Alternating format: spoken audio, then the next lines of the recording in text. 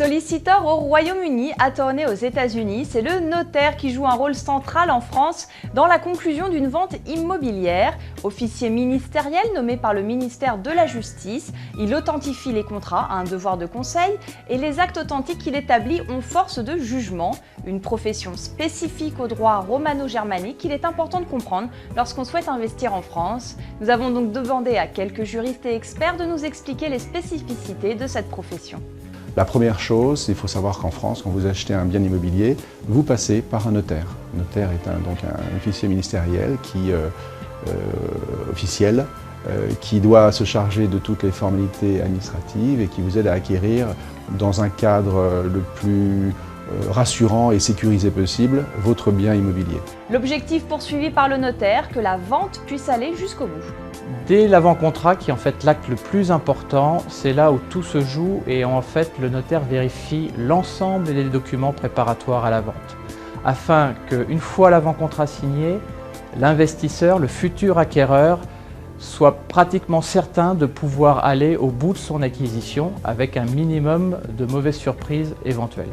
En tant qu'officier public, le notaire a des devoirs vis-à-vis du consommateur et de l'État. Lors d'une acquisition immobilière, le notaire de l'acquéreur rédige l'acte, après avoir procédé à certaines vérifications relatives à l'urbanisme, la situation vis-à-vis de la copropriété ou la situation hypothécaire. Il est responsable de la purge des droits de préemption éventuels et procède aux formalités nécessaires à cet égard. L'État a demandé au notaire de s'impliquer dans la lutte contre le blanchiment de l'argent et donc dès le début de l'opération, il y aura une demande auprès du futur investisseur quant à l'origine des fonds qu'il va investir en France et dans le bien immobilier. Et une fois la vente immobilière actée, c'est le notaire qui procédera à la transaction financière.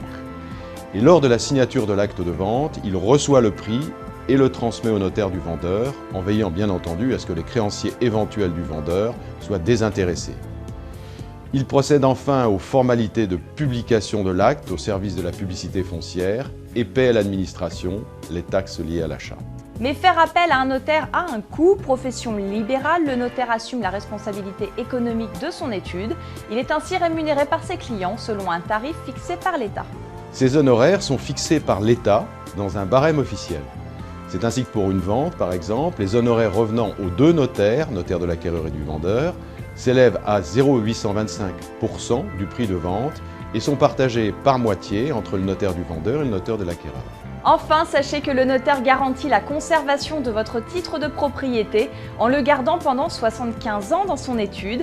Passé ce délai, ils sont transmis aux archives nationales.